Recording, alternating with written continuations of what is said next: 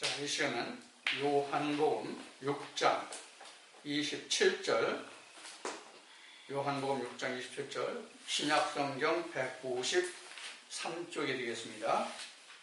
신약성경 요한복음 6장 27절 한 절만 보겠습니다. 썩는 양식을 위하여 일하지 말고 영생하도록 있는 양식을 위하여 하라. 이 양식은 인자가 너에게 주리니 인자는 아버지 하나님의 인치신 자니라. 아멘.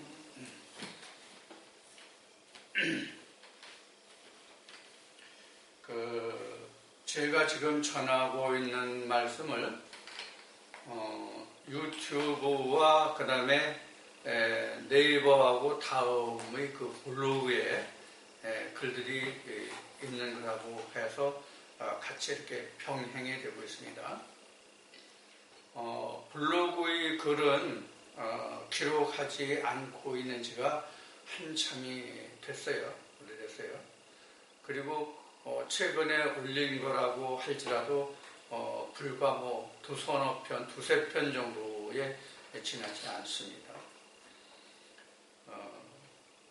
그런데 저의 동영상이나 블로그를 보시고 그 혹평이라고 할까요? 악평이라고 할까요?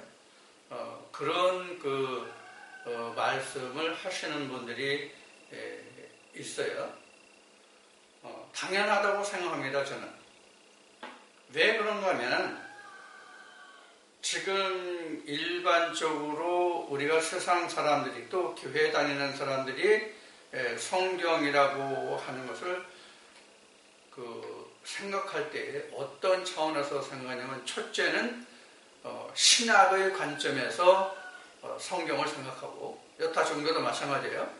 불교 같으면 동국대학교에서 불교학과가 있나요? 불교학교라고 얘기하나요? 어쨌든 동국대학교에서 불경을 가르치죠. 그 다음에 이 성경은 신학교가 많이 있죠. 또 신학과에서 또 많이 다루고 있죠. 물론 일반 대학의 신학과에서는 일반 다른 여타 종교의 그 경도 함께 다루고 있어요. 전문 신학교에서만, 전문 기독 신학교에서만 성경만 다루죠. 근데 전문 신학을 하는 데서도 타 종교의 경을 조금씩은 다루고 언급하는 곳이 있기는 합니다. 많지는 않지만. 그런데 이 종교라고 하는 것이 신학을 바탕으로 하고 있는 것이 종교거든요. 지금 제가 성경을 바탕으로 말씀을 전하고 있습니다만은 사실 이 신학도 종교와 실제 하나님과의 대결에서 기록으로 남은 것이 오늘날 성경이에요. 가장 쉬운 얘기로는 2000년 전 유대 땅에 오셨던 예수님이 기존 종교와 다투는 것이거든요. 따지고 보면. 그래서 그들이 전하고 그들이 갖고 있고 그들이 지향하는 점이 전부 틀렸다고 하는 것이거든요. 그래서 사실은 예수님이 표면적으로 보기에는 바리새인들과의 알력에 의해서 죽을 수뿐이 없는 그러한 길을 갔다고 우리는 볼 수가 있어요. 이러한 관점 때문에 당시에 바리새인들에게 예수님이 오셔가지고 전했던 그 말씀과 바리새인들이 전했던 하나님과를 비교하면 정말로 하늘과 땅 차이거든요. 예수님이 말씀하신 대로 너희는 땅에서 낳고 마귀 아벡에서 들은 것을 말하지만 나는 아버지에게서 본 것을 말한다. 이렇게 말씀하셨던 것 같이 오늘날도 마찬가지예요. 만일 오늘날이나 과거 유대 땅에 좀 더 거슬러 올라가서는 모세에게 주셨던 그 말씀들이 모든 인간들이 생각하는 그런 차원과 같은, 즉 신학과 같은 차원의 것이었다면 열왕기에 기록된, 열왕기 상에 기록되어 있는 엘리야와 아말렉이란다.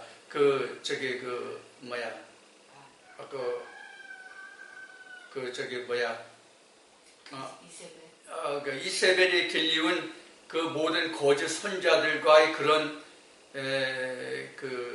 다툼이라고 그럴까요? 그런 게 없었겠죠.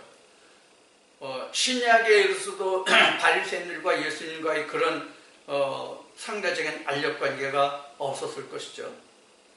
그런데 동서고금을 통해서 모든 종교는 무엇과 관계가 있는가 하면 포도청하고 관계가 있습니다. 포도청이라니까 여러분들 어떻게 생각하시는지 모르겠지만 목구멍이 포도청이에요. 목구멍보다 더 무서운 포도청은 없다는 그 조상들이 말과 같이. 그래서 사실은 모든 종교는 무엇에 관련이 되어 있는가 하면 연관이 된 가장 밀접한 관련이 있는가 하면 먹고 사는 데 문제가 있습니다. 그래서 이사야 선지자를 통해서 하나님은 이미 이러한 것들을 많이 기록해 놓고 계세요. 다만 우리가 그걸 문자적으로 보기 때문에 그것을 어떤 사람이 하는 정치적인 것이나 사람이 하는 어떤 울타리나 어떤 권력이나 이런 것을만 생각하기 때문에 우리가 그것을 알지 못하는 것뿐이에요. 그렇기 때문에 예수님이 오셔가지고 기존으로 전해져 오는 즉 유전이죠. 성경으로 보면 바울이 증거한 대로 유전이죠. 조상들의 유전에 의해서 전해온 것과 예수님이 오셔가지고 전하는 것은 전혀 하늘과 땅 차이였잖아요. 방금 말씀드렸듯이 너는 아래서 낳고 나는 위에서 낳느니라 하신 말씀과 같이 너는 마귀 앞에서 들은 것을 말하고 나는 아버지가 본 것을 말한다고 말씀하셨던 것 같이 바로 그런 하늘과 땅 차이의 가르침이었단 말이에요. 근데 바탕은 뭐예요? 똑같은 모세경을 놓고 얘기했던 거예요. 예수님 당시로 보면 오늘날에는 신약이라는 기록된 증거물이 있지만 예수님 때에는 신약이라는 기록된 증거물이 없었잖아요. 모세경과 선지서들이 있을 뿐이었잖아요. 물론 그 시각서도 있었지만요. 자, 그래서 오늘날도 제가 전하는 말씀에 대해서 혹평을 하고 악평을 하는 것이 방금 말씀드린 바와 같이 내가 이미 알고 있는 조상들로부터 또는 내가 배운 것으로부터 알고 있는 그런 신학적인 개념이라든가 자기 신념이 이미 어떻게 되어 있어요? 완전히 자리를 잡고 있기 때문에 그래요. 그렇기 때문에 새로운 사상이 와가지고 그것이 자리 잡기까지는 많은 시간이 걸려요. 근데 기독교 사상이라는 것보다는 예수님이 전하신 말씀이 이미 과거 유대 땅으로부터 시작해서 오늘날에 이르기까지 이미 2000년이 지났는데도 아직까지 예수님이 전하신 말씀이 사람과 하나님의 관계에 있어서의 그 갭이 아직도 지워지지 않고 있다. 가까워지지 않고 있다는 것이 사실입니다. 그렇다 보니까 많은 사람들이 새로운 말씀에 대해서 악평과 혹평을 하게 되는 거예요. 자, 새로운 어떤 진리가 나와서 자리를 잡기까지는 굉장한 시간이 사실은 소요가 돼요. 한 예를 들자면 갈릴레오가 지동소를 주장했다가 상당한 곤욕을 치렀다는 것은 삼척동자도 아는 사실인데 그 지동설이 확실히 증명이 되기까지 많은 시간이 걸렸죠. 물론 자연과학에 의해서 이것이 증거가 돼서 오늘날은 지동설에 대해서 시비를 거는 사람이 아무도 없어요. 다 그렇게 알고 있고 이미 확인된 바이기 때문에 과학이 증거한 것 때문에 시시비비가 지금은 전혀 없죠. 그러나 하나님 말씀은 영원히 이 갭이 가까워지지 않는다. 이것을 우리가 염두에 둬야 돼요. 그래서 이미 에레미야 5장을 통해서 말씀을 드렸듯이 종교와 하나님과는 전혀 상관이 없는 거예요. 전혀 상관이 없어요. 다만 성경의 기록을 보면 종교를 통해서 하나님의 백성이 있을 뿐이에요. 종교를 통해서 하나님이 있을 뿐이에요. 어떤 종교든지 간에 종교를 통해서 하나님의 백성이 있을 뿐이에요. 우리가 이것을 간과할 수가 없습니다. 그래서인지 몰라도 제가 가끔 이따금 말씀을 전할 때 이런 부탁을 드리죠. 많은 사람들에게 이 말씀을 함께 들을 수 있도록 좀 옆 사람들에게 권유를 좀 해주십사 하는 부탁과 함께 또한 이 말씀에 대해서 여러분들이 감동을 받았거나 과연 이것이 진짜 하나님의 말씀이로나 하시는 분은 좀 저를 도와주십시오. 이런 말씀을 드렸죠. 그런데 지금 말씀드린 바와 같이 제가 전하는 말씀, 블로그의 글이나 제가 전하는 말씀은 사람들 혹평하여 이르기를 뭐라 그러면 그건 너만의 독단적인 판단이고 독단적인 생각이다. 너만이 옳다고 얘기한다. 그럼 너만 하나님이고 너만 하나님 알고 너에게만 구원이 있느냐, 너에게만 가야 구원이 있느냐, 이런 식으로 혹평한다. 마치 2000년 전에 예수에게 바리새인들이 한 말과 똑같은 말이잖아요. 네가 과연 하나님 아들이냐? 모세는 하나님이 보내신 것을 알지만 너는 어디로부터인지 우리가 알지 못한다. 지금도 똑같거든요. 그래서 그런지 모르지만 구독자도 지금 112명, 100명 넘어서 112명, 113명 선을 지금 넘지 못한 지가 지금 한참 됐거든요. 그러니 제가 아무리 옆에 사람에게 권면을 해주시고 좀 권유 좀 해주십시오. 또 여러분들이 이 말씀에 대해서 과연 이 말씀이 진짜 생명을 주는 말씀이라고 생각하시면 여러분들이 좀 아름다운 손길을 펴주십시오 하면 그게 되겠냐고요. 그래서 8월달 같은 경우에는 구독자도 없을 뿐만 아니라 헌금을 해주신 분이 딱 한 분뿐이 없어요. 이제 10월 중하순 되면 다시 또 제가 일하러 나가서 돈을 벌어야만 지금 이것을 유지할 수 있는 그런 형편에 와 있어요. 지금 제가 그렇게 해서 하는 거는 당연히 해야 할 일이지만 사도바울 같은 일도 자변하고 하니까 그것은 당연한 것이지만은 이제 나이가 들어서 일을 하다 보면 예를 들어서 한 달 일을 하면 거의 5개월, 6개월, 8개월 일까지 치료를 받게 되는 이제 그런 어려움이 있더라고요. 이게 나이가 들어서 몸이 말을 안 듣는 한계점에 이른 것 같아요. 여하튼 그런 면을 볼 때 과연 어떻게 하면 이 생명의 말씀을 거부감 없고 거리감 없고 그 마음에 받아들일 수 있는 말씀으로 이것을 전할 수 있을까 하는 생각을 많이 하게 돼요. 이게 세상의 언어 같고 세상의 말 같으면 부드러운 말, 듣기 좋은 말 이런 것을 상당히 자연스럽게 할 수 있는 부분이 있지만 이 말씀만은 전혀 그렇지 않거든요. 그래서 오늘 지금 첫 시간에 요한복음 6장 27절에 이 택한 말씀은 인자에 관해서 어느 분이 질문을 하셨기에 인자가 무엇인지를 오늘 살펴보는 말씀으로 지금 요한복음 6장 27절을 선택했습니다. 그러니까 인자의 하는 일은 인자라는 것은 하나님이 보내신 자고 인자가 영생의 양식을 나눠주는 자가 인자다 하는 것을 먼저 여러분들에게 주지시키기 위해서 이 말씀을 택했어요. 인자라는 말은 많이 나오거든요. 성경에서 인자야 하는 말이 가장 많이 기록된 말씀은 구약의 에스겔서입니다. 구약 에스겔서에서 기록한 인자와 지금 예수님이 당신 스스로 자신을 일컬을 때 인자라고 하는 것과 같은 언어거든요. 다만 구약은 히브리어를 썼기 때문에 벤 아담 이렇게 되어 있거든요. 벤 아담. 그러니까 벤 아담이라는 것은 아담의 자손이라는 뜻이에요. 사실은. 벤 아담이 아담의 자손이라는 뜻이에요. 이것을 신약에서는 인자라고 표현을 했어요. 인자라고 표현하는데 이걸 이제 영어로 하면 이제 son of man이에요. son of man. 이것이 이제 헬라어로는 휘오스 안드로포스, 인자 또는 거룩한 자죠, 사실은.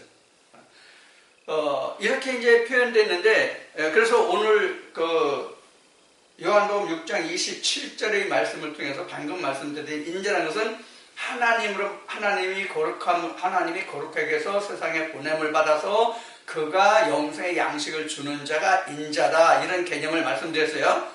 본문에 적혀있는 그대로 말씀드린 거예요. 자, 그래서 인자가 무엇을 하는 것인지를 이제 말씀을 드렸고, 일단 요한복음 6장 27절에 나타난 말씀으로만 우선 말씀을 드렸어요. 그래서 인자, 즉 사람의 아들이란 뭐냐 하는 것을 오늘 좀 살펴보겠습니다. 인자, 즉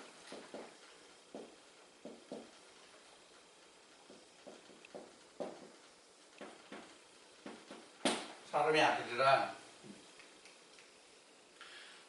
어쩌면 설명이 좀 길게 될 수 있을지도 몰라요. 간단하게 하자면 하나씩 간단하게 할 수 있는데, 자, 인자라는 그 어원을 말씀을 드렸어요. 히브리어에서는 벤 아담이고, 구약에서는 벤 아담이고, 신약에서는 휘오스 안드로포스다. 안드로포스는 사람이라는 거예요. 휘오스가 자손이거든요, 사실. 그래서 인자, 즉 사람의 아들이란 이런 뜻이에요. 그래서 이제 구약에서 나온 벤 아담이라는 말의 뜻을 가지고 설명을 드리겠습니다. 우리가 신학으로 배워서 신학으로 전하는, 교회 현장에서 전하는 그 말씀을 놓고 우리가 성경에 들어가서 성경에 입각해서 하나님의 언어를 들으면 이게 상당히 갭이 생기는데, 그것을 모르기 때문에 이제 우리가 혼돈하는 거예요. 착각하고. 그래서 그거는 너만의 주장이다, 내 생각에 붙잡힌 것이다, 이제 이런 평이 나오게 되는 것이죠. 그 원리를 알지 못하면 그렇죠. 그래서 예수님에게는 당시 바리새인들이 뭐라고 평을 했어요? 귀신 들렸다고 얘기했거든요. 귀신 들렸다.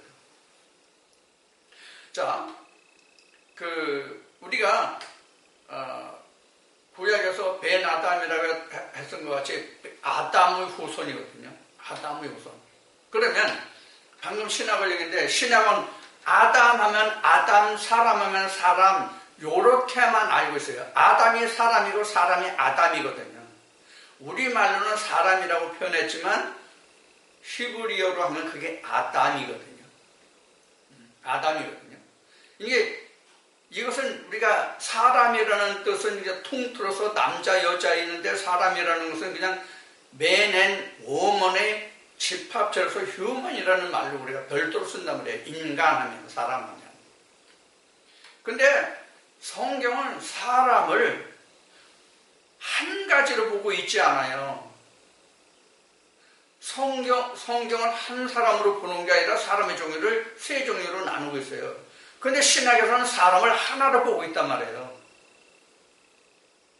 여기에서부터 오는 갭을 깨지 못하면, 여기서부터 오는 문제를 우리가 들여다보고 사람이 어떻게 지어지고 어떤 종류의 사람이 있는지, 즉 어떤 아담의 종류가 있는지를 알지 못하면 이건 전혀 성경이 해석이 안 되는 거예요. 사실 따져보면. 자, 그래서 제 블로그에 보면 아담의 종류, 사람의 종류라는 블로그가 있어요. 거기에 보면 자세히 설명이 되어 있어요.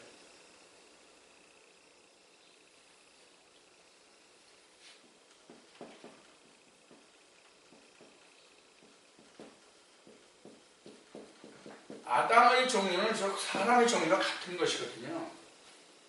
아담이라는 말이 사람이라는 말이에요. 다만 아담이라는 그 말이 흙이라는 단어에서 발원했다는 것, 근거했다는 것만 틀린 거예요. 그래서 실제 사람이 흙으로 지어졌다는 것이 아니라 땅에서 났다, 아래에서 났다 그러거든요. 맨 앞에 모두의 예수님이 나는 위에서 났고 너는 아래에서 났다는 말씀은, 아래가 땅이거든요. 위는 하늘이고 아래는 땅이잖아요. 그래서 땅으로 지었다, 땅에서 났다는 것은 실제 흙으로 지었다, 흙에서 났다, 실제의 뜻이 아니라 세상에서 출생했다는 뜻이거든요. 우리가 이 개념을 전혀 이해를 못해요. 이 실제 우리 이 몸이 이게 흙에서 난 것으로 생각한단 말이에요. 따라서 아담의 종류는 그 사람의 종류인데, 그럼 성경은 아담을 어떻게 설명하고 있느냐 하는 거예요. 수없이 그동안 설명을 했어요.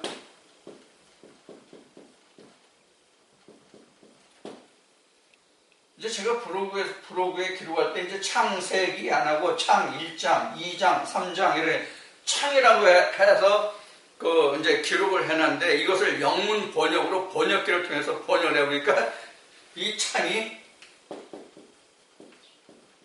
이렇게 나오더라고요. 윈도 이렇게 나와요.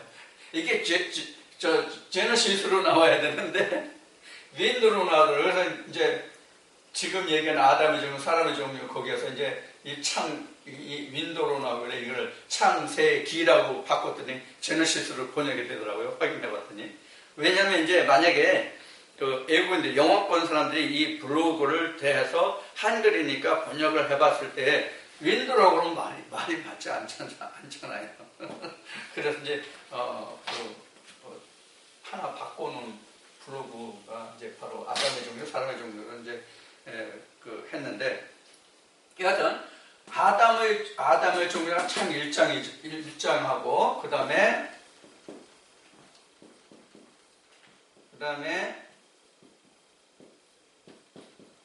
이렇거든요. 그러면 이런 사람들만 있어요? 이런 사람들만 있냐고요? 아니에요. 창세기 1장에 들어오지 못한 세상 사람도 있단 말이에요.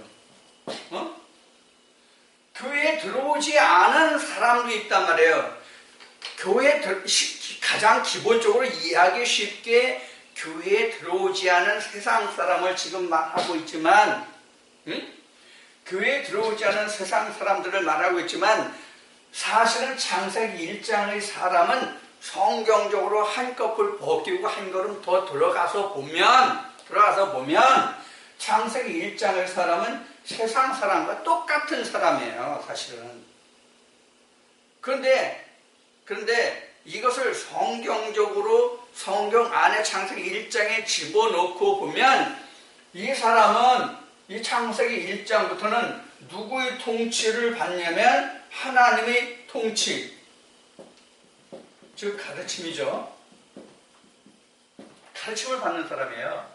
사실은 창세기 1장부터는 하나님의 통치를 받는 사람이에요. 세상 사람들은 하나님의 통치가 아니잖아요. 세상의 법으로 통치를 받잖아요. 자, 사도 바울이 로마서 7장에서 증거한 것과 같이 세상의 사람은 세상 법 하나만 지키면 돼요. 그렇죠? 세상 법 하나만 지키면 돼요. 그런데 하나님의 사람은 사도 바울이 증거하기를 그랬어요.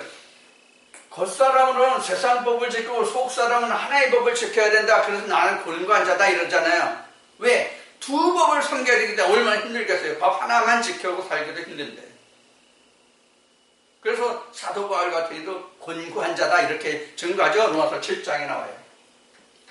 자, 요 단계가 넘어가야 나는 권관자다, 두 법을 섬기는 것을 첫 번째 깨닫는 것이 창세기 1장이에요, 사실. 이 두 가지 법이 있음을 깨닫는 것이 첫 번째예요. 그래서 여기에서부터 창세기 2장으로 넘어갈 수 있는 과정이 나오는데 그 과정이 6일의 과정이에요. 이 6일의 과정으로 만들어진 것이 뭐냐? 창세기 2장에서 생기가 나오죠. 창세기 1장에 생기 나옵니까? 안 나와요. 창세기 2장에 생기가 들어간 사람이 되기 위해서 하나님의 생기를 불어넣음을 받을 수 있는 사람으로 지음을 받는 과정이 창세기 1장에서 첫째 날부터 여섯째 날까지의 과정이에요. 이 사람도 아담, 이 사람도 아담, 이 사람도 아담이에요. 그래서 그럼 세상 박 사람은 아담 아닌가요? 통틀어서 보면 다 아담이에요. 하나님이 보시는 어떤 아담이냐 하는 거죠. 하나님이 보시기에 어떤 아담이냐 하는 거죠. 세상에 속한 아담이냐, 창세기 1장에, 2장에, 3장에 속한 아담이냐 하는 차이가 있단 말이에요. 이 과정을 설명한 거예요. 세상 사람들에게 창세기 2장에서 하나님 생기가 등장하죠. 창세기 2장 7절에. 세상 사람들에게 창세기 2장 7장에서 증거하는 생기를 불어넣으면 그 사람들에게 생기가 들어가냐고요. 하나님의 사상이 들어가냐고요. 쉽게 이야기해서 지금 초등학교도 다니지 않는데, 초등학교도 들어가기 전인데 그 사람에게 대학교의 전문 과정을 그 사람에게 주입시키면 그 사람이 들을 수가 있냐고요. 그걸 알아듣냐고요. 그래서 성경에는 예수님이 말씀하신 대로 듣기는 들어도 보기는 보아도 듣지 못하고 깨닫지 못함이라 이렇게 나온 거죠. 그래서 성경에서 사도 바울이 그 어린아이 장성한 자 이런 그 말씀을 기록하는데, 사도 바울이 성경에서 장성한 자와 어린아이라고 하는 것은 우리 육신적으로 장성한 자와 유년기 어린아이를 이야기하는 것이 아니라 영적인 어린아이와 장성한 자를 뜻하고 있잖아요. 그럼 지금 창세기 1장은 영적 유년기예요. 영적 유년기가 창세기 1장이에요. 이거 좀 지워둡시다.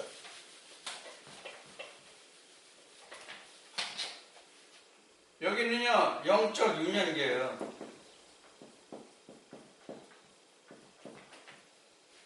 창세기 2장은 청소년기. 여기가 장성한 시기예요. 장성한 시기. 여기가. 장성해야만 뭘 할 수 있어요? 스스로 일해서 먹고 살 수 있는 뭐예요? 경제력이죠? 그렇죠? 경제력이 생기잖아요. 즉 자력갱생이란 말이에요. 자력갱생. 이거 옛날에 그 상업운동할 때 많이 했는데, 자력갱생.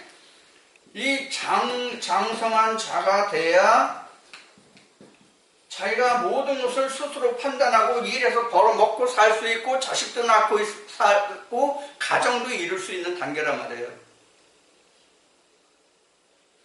그러나 창세기 1장, 2장은 그렇지 않단 말이에요. 여기 뭐가 필요해요? 부모의 보살핌이 필요하잖아요. 부모의 양육이. 여기서는 부모의 양육이 필요하단 말이에요. 여기서는.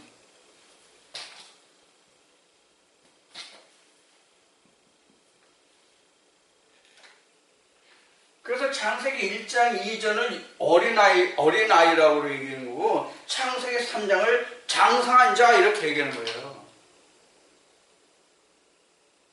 그러면 창세기 1장도 아담, 2장도 아담, 3장도 아담이에요. 근데 구약에서는 인자를 벤 아담이라고 그랬죠. 아담의 자손이거든요. 근데 우리가 성경에서 말하는 아담과 세상에서 말하는 아담이 다르다고 얘기했죠.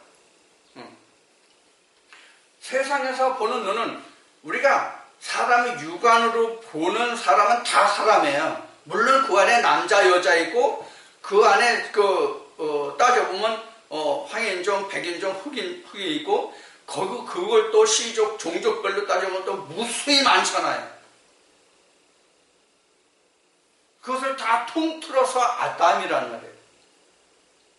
자, 그러면 성경에서 말하는 아담은 무엇을 가지고 말하냐면,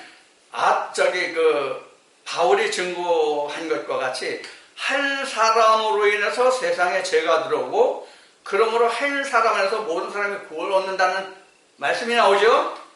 그 한 사람이에요. 수많은 세상의 사람들 중에서 한 사람을 얘기하는 아담이에요. 대표성이에요. 그래서 아담이라는 것이. 대표성을 가진 말이 아담인데 성경에서 말하는 아담은 하나님 말씀 밖에 있는 자들을 말하는 것이 아니라 하나님 말씀 안에 있는 자를 말한다. 우리가 이것부터 개념을 좀 잡아야 될 것 같아요. 아담이라고 하는 것은 모든 사람들이 인간적으로 보기에는 아담인데, 즉 사람인데, 그 사람이 하나님 안에서 하나님이 보시는 사람이냐, 밖에 있는, 인간이 인간을 보는 밖에, 하나님 밖에 있는 사람이냐, 그런 얘기예요. 그래서 하나님 안에 있는 사람이라고 하면 이것이 뭐가 되냐면 성전이 되는 거예요, 이것이. 이게 창세기 1장 1절이잖아요. 창세기 1장 1절에 1장과 같은 사람, 2장과 같은 사람, 3장과 같은 사람. 즉 1장의 아담, 2장의 아담, 3장의 아담이잖아요.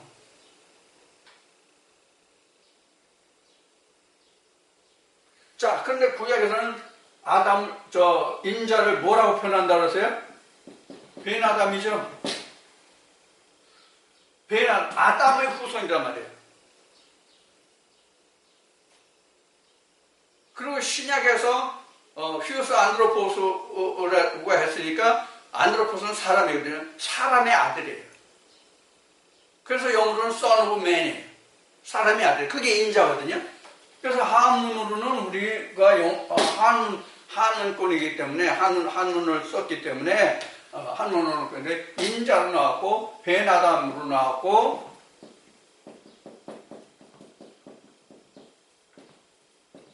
이렇게 나왔어요. 이게 히브리어고 헬라어예요. 이게 이제 인재, 똑같이 인재예요, 이게.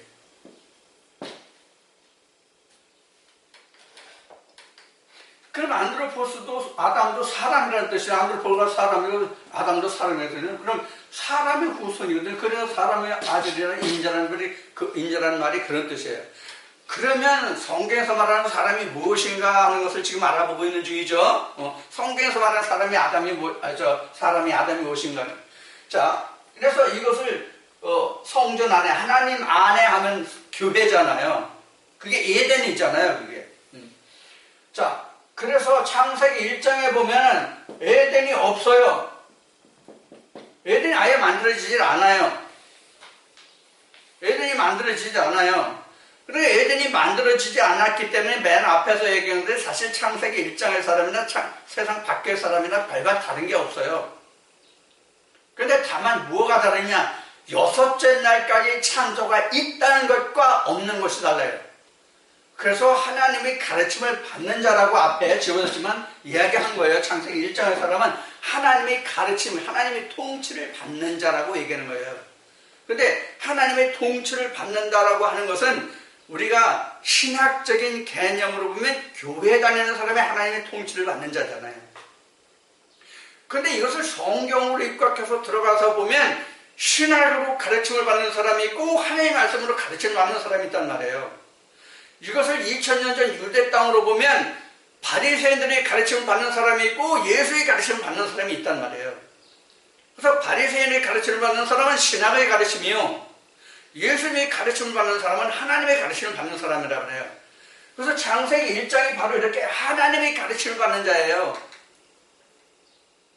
바리새인의 가르침을 받는 자가 창세기 1장에 속한 게 아니에요. 그러니까 교회에 들어가서 가장 먼저 우리가 당해야 될 것, 해야 될 것, 접해야 될 것이 바로 뭐냐면 하나님의 가르침인데 사람의 가르침인 바리새인들의 가르침인 신학의 가르침을 받는단 말이에요. 그 사람들은 창세기 1장에 속하지 않는 사람들이에요. 바리새인의 교육을 받는 사람은 신학의 가르침을 받는 사람이 아니에요. 하나님의 가르침을 받는 게 아니라고요. 그래서 지금 2000년의 유대 땅을 지금 이야기하는 거예요. 2000년 유대 땅을 이야기하는 거예요. 뭐를? 바리새인과 예수의 관계가 있잖아요. 그때 당시에 99.9%가 바리새인들이 가르침을 받았지 누가 예수의 가르침을 받았냐고요. 이와 같이 가장 기초된 양육을 받는 사람이 창세기 1장에 하나님의 가르침을 받는 자예요. 예수님의 예를 들어서 설명하면 이런 거예요. 자, 바리새인들과 세상 사람들과 예수의 제자들이 함께 한 무리에 있기 때문에 예수님이 씨 뿌리는 비유를 어떻게 설명하셨어요? 비유로 설명하셨죠. 그래서 다른 사람들이 다 떠나가고 예수와 제자들만 있을 때 제자들이 왜 우리에게까지 비유로 말씀하십니까?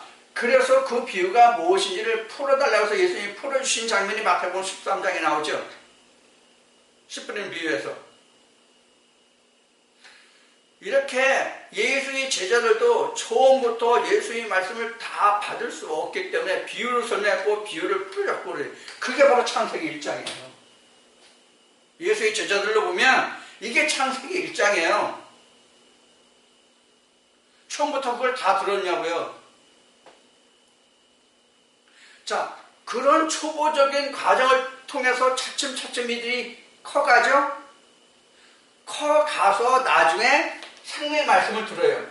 예수의 제자들로 놓고 봐서 창세기 2장과 같은 창세기 2장 체제의 생기와 같은 말씀을 성경에서는 무엇으로 볼 수 있냐면 요한복음 14장에서 17장까지의 말씀이에요.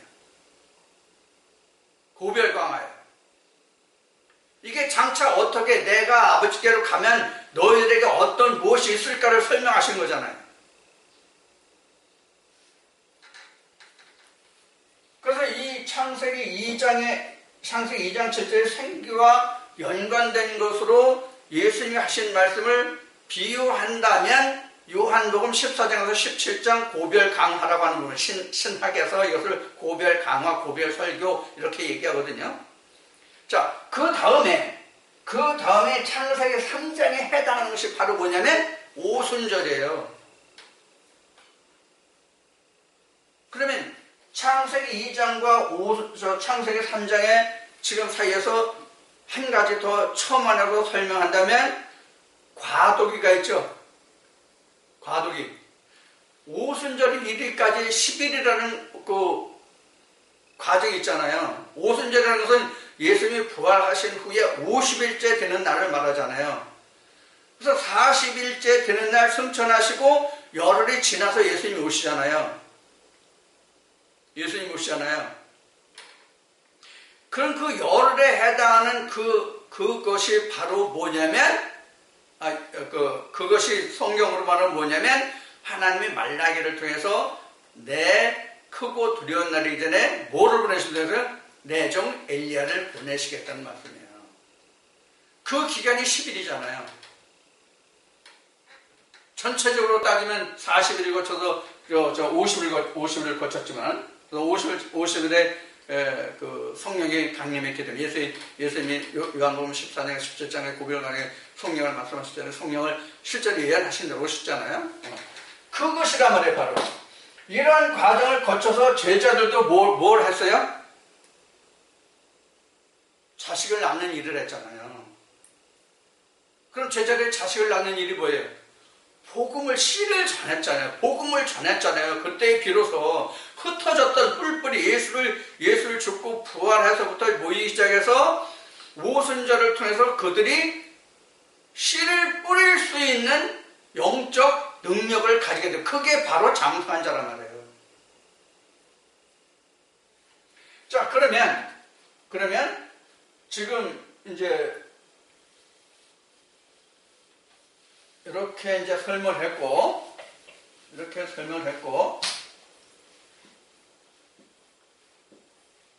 이것을 성전으로 본다면, 이렇게네. 창세기를 설명하다 보니까 창세기 3장이 밑으로 내려가다 보니까 이제 이렇게 됐죠. 지성소, 성소, 뜰. 이렇게 된 거죠. 이게 바로 창세기 1장 1절이란 말이에요. 여기가 엘로힘이잖아요. 엘로힘, 샤마이, 베레츠. 이렇게 된 거란 말이에요. 그럼 이 셋이 다 앞에 얘기한 같이 아담, 사람이죠. 이렇게 셋이 다 이게 엘로힘 샤마의 매력이지만 실제 이게 사람의 종류란 말이에요. 아담의 종류란 말이에요. 그럼 우리가 아담도 실제 어떤 아담을 성경에서 말하고 있냐 하는 것을 우리가 성경에서 찾을 수 있어야 되는데, 우리가 아담하면 지금 벤 아담이 아담의 자손이잖아요. 그리고 히오스 안드로포스가 사람의 자손이잖아요. 선 오브 맨이 사람의 아들이잖아요. 자, 그러면 아담이라는 것이 그럼 뭐가 진짜 아담이냐는 거야, 아담이.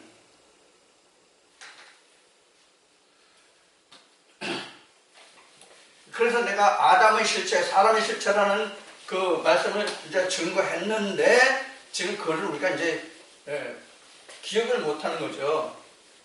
자, 아담의 실체.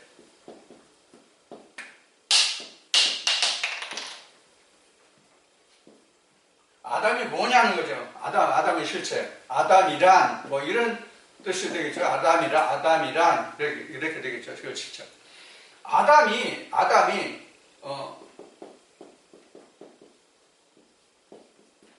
겉사람 아담이고 속사람 아담이 있단 말이에요.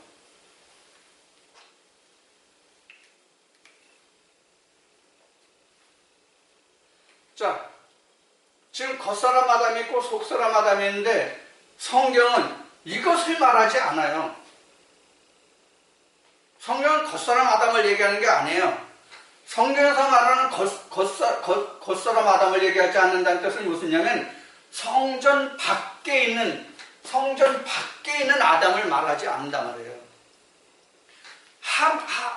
하물며 하나님은 성전 밖에 있는 사람을 아담이라고 하지 않으면 당연하고, 하나님 안에 있는 사람도 실제 겉사람, 속사람 나왔죠? 겉사람, 속사람 나왔죠? 그렇죠? 사람이 아담이니까 겉아담, 속아담 해야 맞겠죠? 이게 겉사람 아담, 속사람 아담이 아니라 겉아담, 사람 이렇게 가로를 하는 게 맞겠죠? 그래서 성경에도 겉사람, 속사람인데 실제 성경에서 겉사람, 속사람의 구분을 한다면 어떻게 구분을 해야 맞는가 하면 이런 뜻이 돼요. 이 성전하고 똑같아요.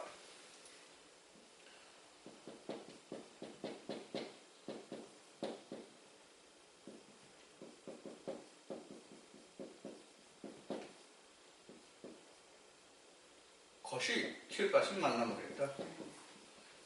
이렇게 되면 우리가 일반적으로 요거 이게 육신인데, 이게 혼, 소울, 이게 이제 영이죠. 이제 엘로힘 샤마임 이제 이게 에르츠인데, 이 겉사람을 하나님 말씀하지 않으신단 말이에요. 이 겉사람은 창세기 3장 19절이에요. 흙에서 왔으니, 땅에서 왔으니 땅으로 간다예요. 하나님 안에서 이 겉사람 취급을 하지 않아요. 육신은 활동을 하나 하나님 취급을 하지 않아요. 왜? 하나님이 처음에 지으실 때 땅에 사는 것은 땅으로 가라고 되어 있단 말이에요. 그래서 우리가 흙으로 가는 것이, 우리 육신이 흙으로 가는 것이 하나님이 저주인가라는 말씀을 전에 증거한 적이 있어요. 자, 그래서 이 겉사람은 창세기 3장 10절에 이미 땅으로 가게 하나님이 이미 정하셨어요. 그러니까 땅에 사는 것은 절대로 하늘로 갈 수 없어요.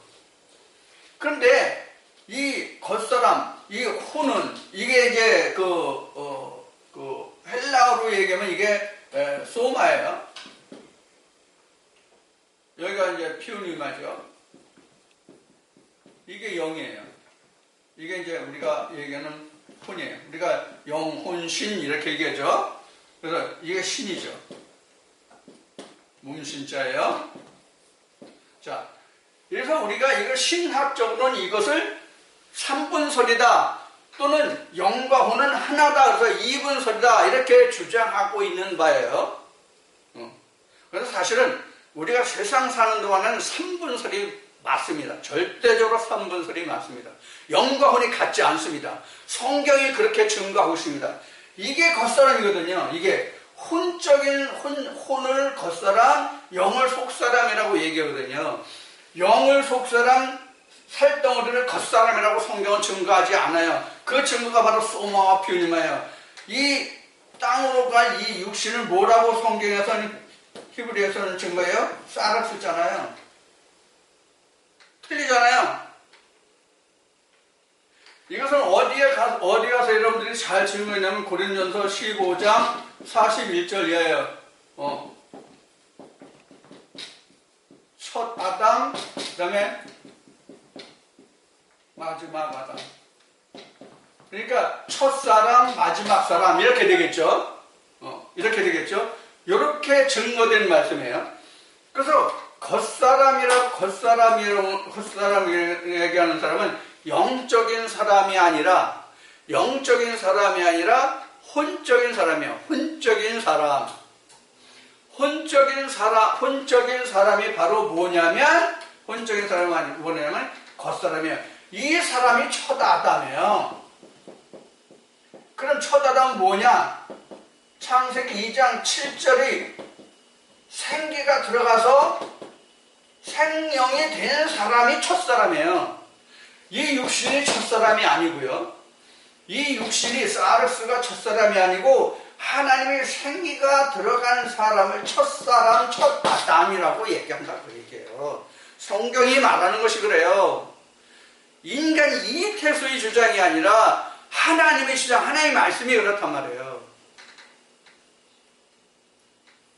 자, 지금 여기서 우리가 알 수 있는 것이 이거고, 그 다음에 창세기 3장에 가면은 뭐가 나와요? 생명나무가 있죠. 창세기 3장은 생명나무가 나오죠.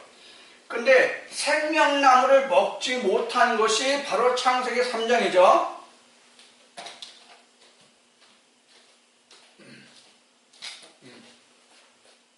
생명나무.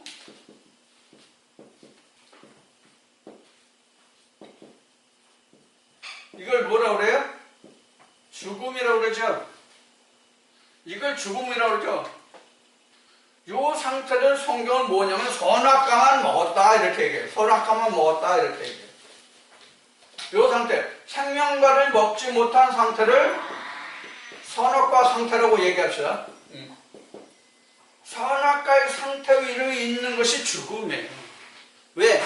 선악과를 먹으면 내가 죽는다고 했기 때문에. 그럼 죽었다는 뜻이 뭐예요? 성경에서 죽었다는 뜻이 뭐예요? 성경에서 말하는 죽었다 이 뜻이 뭐예요? 가장 쉽게 얘기하면 생명과 없음이잖아요.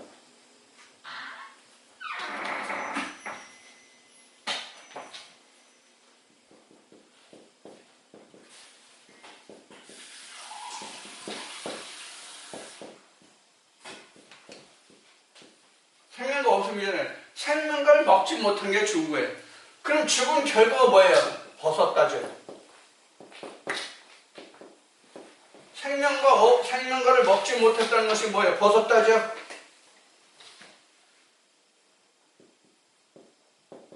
그래서 이것을 타락이라고 얘기하죠. 물론 타락이라는 말은 구약에는 없습니다. 신약에서 사도 바울이 처음 타락이라는 말을 썼어요.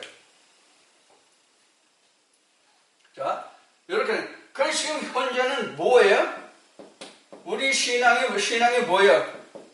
생명과 찾아서 생명과 먹으러 가매요. 생명과를 찾아서 생명과 먹으러 가매요. 근데 그러면 생명과 먹으러 가려면 뭐부터 시작을 해야 돼요? 뭐부터 시작해요? 왜 우리가 벗었는가? 왜 우리가 죽었는가? 왜 우리가 죽었는가? 왜 우리가 벗었는가? 저 지금 벗고 있어요? 입고 있어요? 입었죠? 세상 어느 사람들이 지금 벗고 다니는 사람이 세상에 있습니까? 제가 어린 시절 6.25를 거치고 6.25 앞에는 일제식민지에서 2차 대전 일본의 제국주의가 식민지에서 전쟁을 하려고 그때 공출이라고 해서 공출해 가고 그래가지고 백성들이 먹고 입을 게 없어 헐벗고 굶주렸어요. 그래도 입고 다녔다고요. 비록 누더기지만. 그리고 6.25 치렀죠? 엎친 데 덮친 격으로 6.25가 또 생겼죠?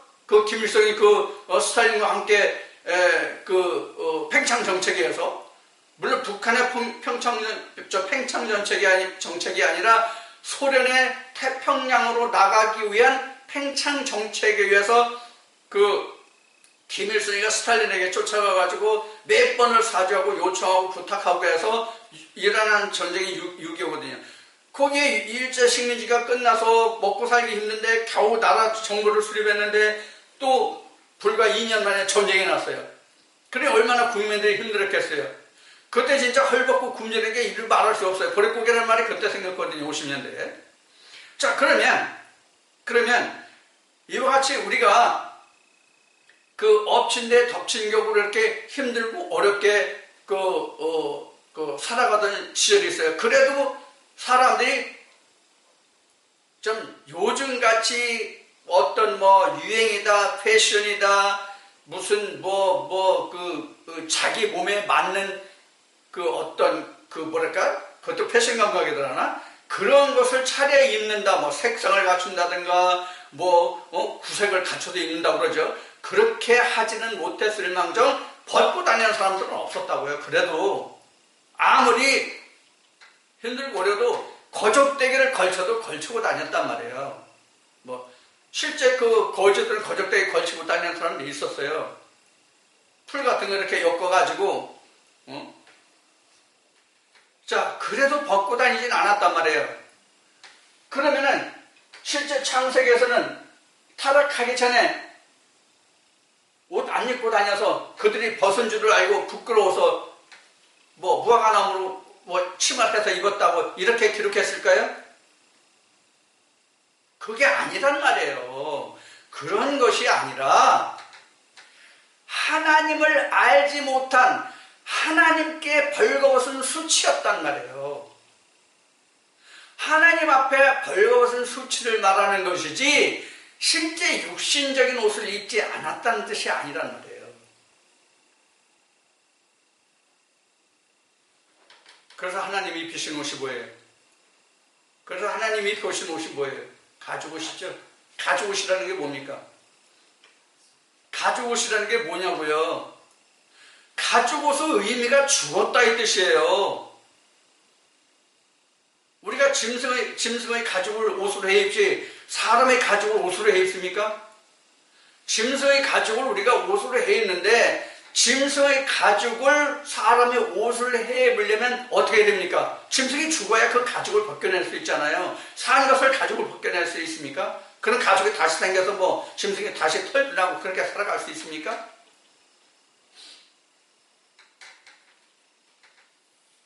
자, 이렇게 해서 우리가 지금 신앙을 시작한다면 우리가 뭐부터 시작하면 우리가 왜 죽었다, 왜 벗었다고 하느냐, 하나님의 옷을 해 입히셨다는 것이 왜 가죽옷을 해 입히셨냐, 이런 거로 해서 이 옷을 벗고 하나님이 주시는 이사야 61장에 나오는 하나님의 의의 옷, 예수님이 말씀하시는 신약에서 혼인집에, 잔치집에, 의임금의 잔치집에 예복이 무엇인가, 요한계시록에 나온 두루마기가 무엇인지를 가르쳐줘야만 그 옷을 입고 내가 하나님의 결혼잔치에 참여할 수 있을 거 아니에요. 이것을 가르쳐주라는 거예요.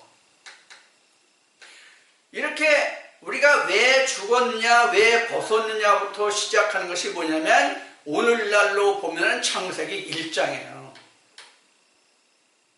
아, 그렇구나. 내가 이래서 벗었다고 성경이 말하고 이래서 죽었다고 말하는구나. 이렇게 해서 그것을 깨달은 다음에 그 다음에 뭐가 들어가 있어요? 생기가 들어갈 수 있죠. 아, 그러면 내가 어떻게 해야 하나님 안에서 산자가 되느냐 하는 것을 시작하는 것이 뭐냐면 생기란 말이에요. 그 생기를 그 다음부터 불어넣음을 받을 수 있단 말이에요. 그래서 내가 왜 죽은 자냐, 내가 왜 죄인이냐, 내가 왜 벗었느냐, 내가 왜 죽었느냐, 내가 하나님과 왜 관계가 두절된 상태냐 하는 것을 가장 먼저 가르쳐주는 것이 오늘날은 창세기 1장의 가르침이에요. 이게 6자녀의 창조가 돼야만, 그래야 창조가 돼야만, 아, 하나님이 빛이시구나, 생명이구나, 이것을 알아야만, 루아의 하나님의 신이 창세기 1장 3절에 빛이구나, 그것이 하늘과 땅을 가르고 우리에게 양식을 주고 그래야 일월 성신에서 우리가 이렇게 자라는구나 하는 것을 6자녀까지 깨달아야 그 다음에 창세기 2장에 가서 뭐가 들어가요? 하나님의 생기를 발휘해야 내가 이와 같이 살겠구나 하는 것을 알잖아요. 그게 옷을 입어가는 과정이에요. 자, 그래서 창세기 1장이 끝나야 지금 말씀드린 것처럼 왜 벗었고 죽었다고 하는 것을 알아야 내가 실제로 벗었구나. 내가 진짜 가죽 옷을 입고 있구나. 죽은 옷을 입고 있구나. 이것을 깨달아야 그 다음에 생기가 들어가서 그 자가 산 자가 되죠. 그때부터 하나님 옷으로 입혀져 가는 거잖아요. 그래서 창세기 2장부터 창세기 3장이 일곱째 날의 시작이란 말이에요. 창세기 3장이 끝나야 일곱째 날 아침이에요. 근데 일곱째 날에 언급이 있어요, 없어요? 성경에 없다고 이미 창세기 공부할 때 여러 번 얘기했어요. 지금 말씀드린 바와 같이 이와 같이 창세기 3장에서 생명과를 먹지 못한 사람이 죽은 사람, 벗은 사람이란 말이에요. 그래서 이제 생명과를 먹으러 가기 위해서 누가 필요해요? 예수가 필요하거든요. 그럼 오늘날 예수 있어요? 없잖아요. 예수 오늘날 없잖아요. 그러면 우리에게 하나님이 예수가 없는 대신 우리에게 무엇을 주셨어요? 성령을 주셨잖아요. 성령을 주셨잖아요.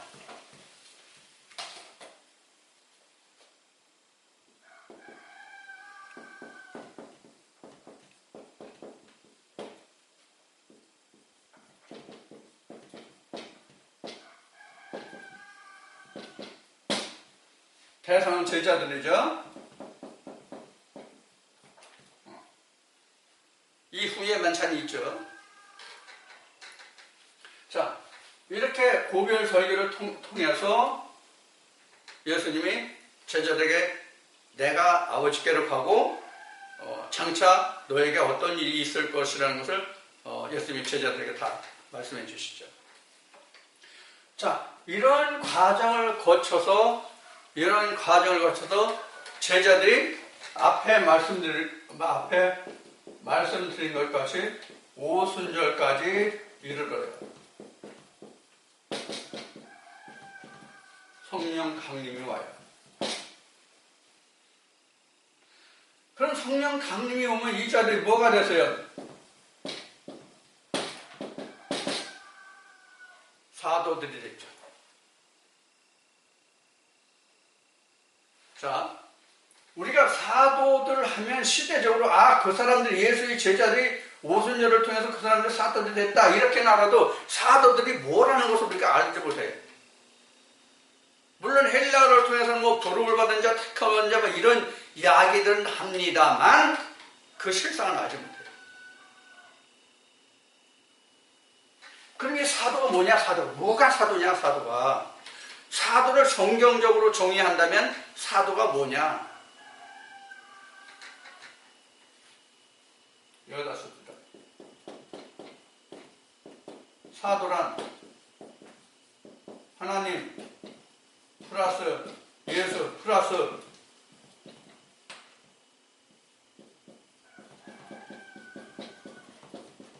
이 자예요. 이 자가 바로 뭐냐면 사도예요. 이 세 가지를 다 가진 자. 그럼 이거 플러스 뭐냐? 하나님 뭐냐? 쉽게 얘기합시다. 본문, 계명. 물론 이건 하나님 계명이에요. 바울이 얘기한 것이 하나님 계명이에요. 그냥 여기다 그냥 데우스라는 이걸 하나 넣읍시다.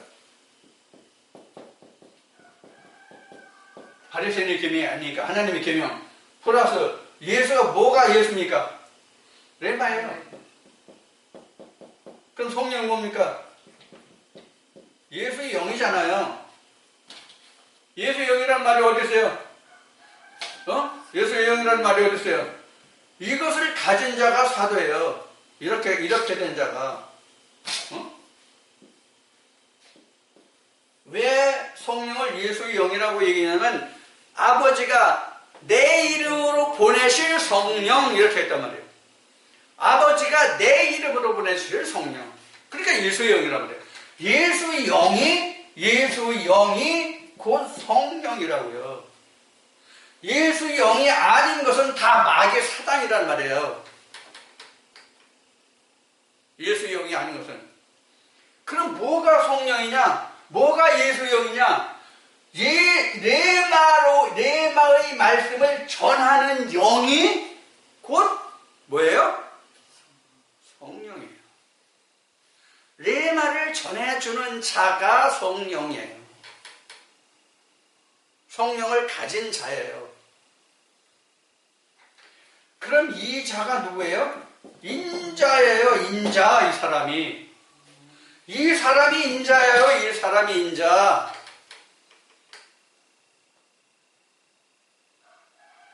그러면 이 사람이 인자라는 것은 뭐가 인자라는 거예요? 요 세 가지가 인자라는 것이지, 껍데기 친 여기 사람 육신은 안 나왔잖아요. 그 육신이 인자가 아니에요. 그 육신이 인자가 아니라 그렇게 된 자. 그럼 이 전체가 뭐예요? 하나님이죠? 하나님의 사람으로 지어진 아들이 인자예요. 쉽게 얘기하면 하나님의 말씀으로 지음을 받은 자. 예수님이 하신 말씀은 하나님이 말씀으로 거룩하게 해서 보냄을 받은 자가 내가 하늘에서 왔다 하나님의 아들이라는 말을 너희가 왜 참남하다 하느냐 하는 것 같아요. 이게 인자예요. 그래서 사람의 아들이에요. 이 세 가지가 어디 들어있어요? 이 세 가지가 어디 들어있어요? 그 사도가 된 각자에게 들어있잖아요. 그러니까 겉보기에는 사람이에요.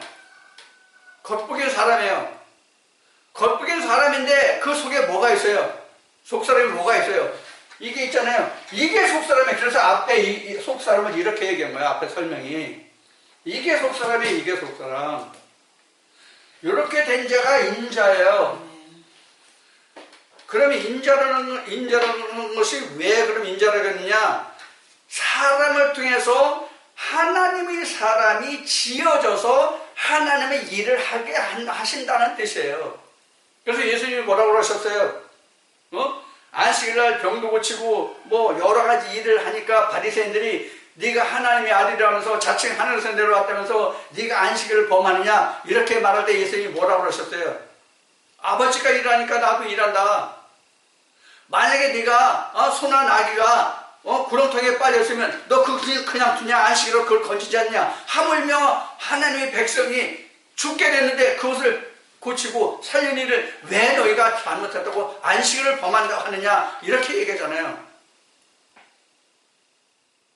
그 말에 대해서 항의했다고 성경에 증거하고 있습니까? 항의하지 못했다고 증거하고 있습니까? 자, 그래서 안식이었다. 인자라고 하는 과정은 바로 이러한 과정을 통해서 지어지는 사람을 인자라고 이야기하는 거예요. 그래서 창세기 1장 3장이 창세기 1장 2장 3장이 바로 뭐냐면 천지창조죠.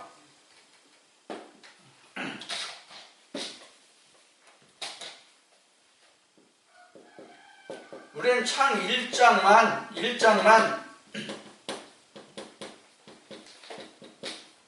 창세기 1장만 천지창조를 알고 있거든요. 창세기 1장만 천지창조를 알고 있는데 이거는 네버야, 네버. 천지창조는 2장 3장까지예요. 여기까지 가야 완성이에요, 완성. 그런데 창세기 3장이 어떻게 됐어요? 실패죠? 창세기 3장이 실패죠? 창세기 3장이 실패됐다는 얘기는 뭐냐면 예수로 지어지지 못했다는 뜻이에요. 하나님의 형상이 완전히 지어지지 않았다는 뜻이 실패라고 얘기하는 거예요. 창세기 3장에서.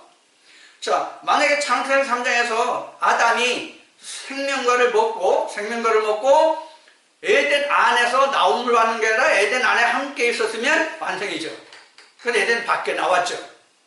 우리가 지금 에덴 밖에 있잖아요.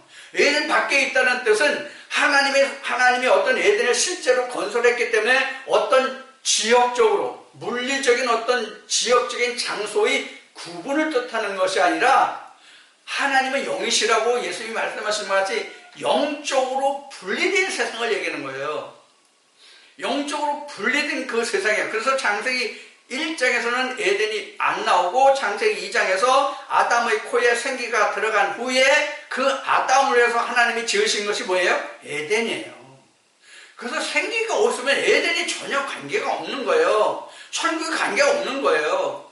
하나님의 통치가 생기에서부터 시작된단 말이에요. 물론 그 하나님의 통치를 위해서 창세기 1장의 6째 날을 통해서 그 생기를 불어넣음을 받을 수 있는 사람을 짓는다고 말씀을 드렸어요. 그래서 창세기 2장의 그 시작 도입부를 보면 하나님이 일곱째 날에 일어서 하나님이 안식하셨는데 지으시던 일은 모든 일을 마치시고 안식하셨는데 그 다음에 이제는 말씀 뭐예요?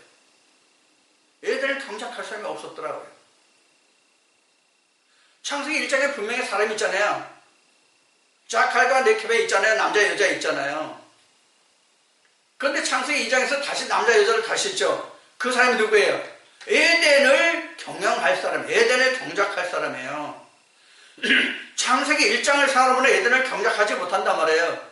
에덴을 경작할 사람을 그래서 생기를 불어넣은 다음에 에덴을 만들고 에덴을 경작할 사람을 짓는 것이 창세기 2장의 시작이란 말이에요. 그래서 이것은 7째 날의 시작이라고 말하는 거예요. 천지창조가 1장에서 끝난 게 아니에요. 그래서 창세기 1장에서 창조가 끝난 게 아니라고요.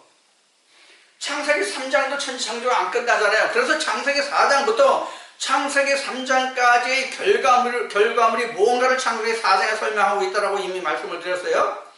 창세기 4장 그래서 아담이 하와라는 그 실체를 확인하고 보니까 이것이 산자 여민, 즉 생명을 주는 자더라.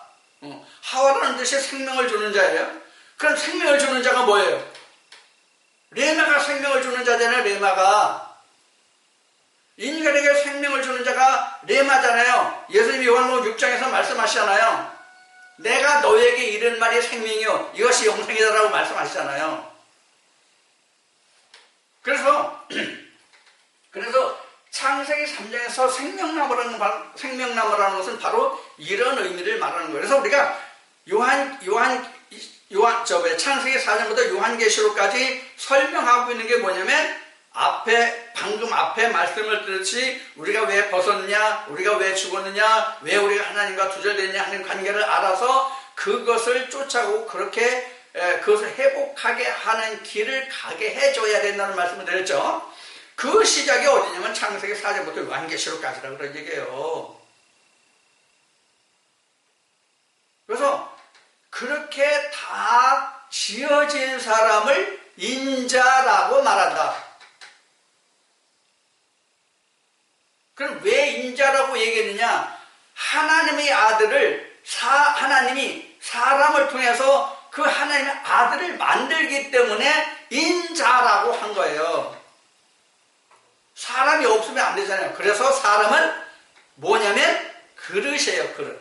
로마서 9장에서 바울이 증거같이 이 그릇은 우리다라고 증거같이 창세기 1장이 하나님의 생기를 불어넣을 수 있는 그릇을 만든 거예요.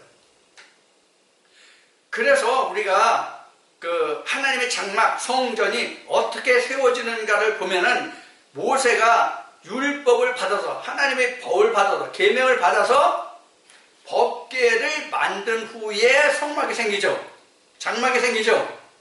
이것이 창세기 2장 7절에서 생기가 불어넣음을 받은 다음에 에덴이 생긴다는 것과 똑같은 이야기예요.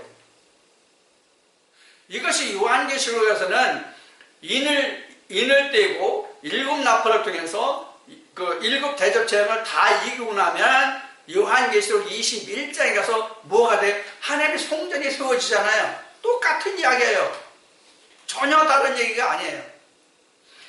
이렇게 하나님의 온전한 성전, 하나님의 사람으로 온전히 지어진 것을 앞에 얘기했듯이 천지창조의 완성이다 이렇게 얘기한다면 이것이 바로 요한계시록 21장 9절 이하에 있는 하나님의 신부의 모습이에요. 그 사람이 사도요, 그 사람이 인자예요. 사람이 아들. 사람과 아들이 둘이 합해서 하나라는 뜻이 인자예요, 사실은. 겉사람 속에 속사람 있잖아요. 나의 영혼 위에 하나님 영이 들어있잖아요. 이것이 다 어디 있어요? 내 몸 안에 들어있잖아요. 그래서 이 육신은 막이 되는 거고, 모세의 장막으로 보면 이 육신이 장막이 되는 거고, 우리 혼이 성소가 되는 거고, 우리 혼이 성소가 되는 거고, 그 다음에 우리 영이 지성소가 되는 거고, 이렇게 된단 말이에요. 그래서 창세기 1장 1절의 설명에 갖고 있는 거예요. 그래서 창세기 1장 1절이 에레츠와 샤마임이 없어지고 샤마임과 엘로힘으로 되는 그 단계를 완성이다. 그것을 인자다라고 얘기하는 거예요. 우리가 그러니까 인자라고 이야기하는 것은 뭐냐면, 방금 얘기했듯이 그 답이 뭐냐면, 요한계시록 21장 9절 이하에 있는 하나님의 신부의 모습이 곧 인자예요. 다시 말씀드립니다. 요한계시록 21장 9절 이하에 있는 그러한 사람의 모습이 인자예요. 그러니까 우리가 인자하면은 신학적으로는, 또 우리가 보통 믿는 사람들이 생각에는 어떤 관념이 꽉 머릿속에 아주 뿌리 잡혀 아주 그 틀에 짜여져 있냐면, 인자하면 예수 하나만 생각하는 거예요. 인자하면 예수 하나만 생각하는 거예요. 그래서 이 뜻이 안 풀리는 거예요. 인자는 과거도 그랬고 현재도 그렇고 장차도 그렇고, 인자는 날마다 지어져 나와야 돼요. 그래야 하나님 나라가 확장하죠. 그래야 하나님 나라에 가는 자가 생기죠. 즉 구원받는 사람이 생기죠. 그러면 인자라는 답이 이제 여러분들이 결론을 추출할 수 있을 줄 압니다. 물론 오늘 이 말씀이 성경 전체를 좌우하는 말씀이기 때문에, 성경 전체를 관통하는 말씀이기 때문에 그동안 많이 들어오지 않으신 분들은 이 말씀이 좀 어려울 수가 있어요. 이 말씀이 좀 어려울 수가 있지만, 그동안 제가 성경에 유튜브에 증거되어 있는 말씀들을 전부 다 들어보시면, 특히 창세기 말씀을 여러분들이 참고하신다면, 지금 이 시간 여러분들에게 증거해드린 이 말씀이, 지금 이 시간 여러분들에게 증거해야 되는 말씀이, 인자가 무엇이다, 왜 인자가 돼야 되느냐 하는 것을 이해하실 수 있을 거예요. 이것을 한마디로 말하면 천지창조다, 이와 같이 얘기하는 거예요. 이것을 한마디로 성경적인 용어를 쓴다면 천지창조다, 이렇게 얘기하는 거예요. 그래서 천지창조의 완료가 인자입니다. 그저는 하나님의 말씀으로 거룩하게 세상에 보내봤는데, 그런 사람은 예수와 같이, 사도들과 같이 하나님 나라의 복음을 마치 천국의 서기관 된 자와 같이 옛 것과 새 것을 자기 창고에서 꺼내오는, 주인과 같이 꺼내오는 자 같이 되는 거예요. 오늘 이 말씀을 통해서 여러분들이 왜 예수님을 인자라고 했는지, 인자는 예수만 인자인지, 이 말씀을 여러분들에게, 이 말씀을 들으시고 결론을 낼 수 있는 그런 생명의 능력의 말씀이 되기를 주의 이름으로 축원드립니다.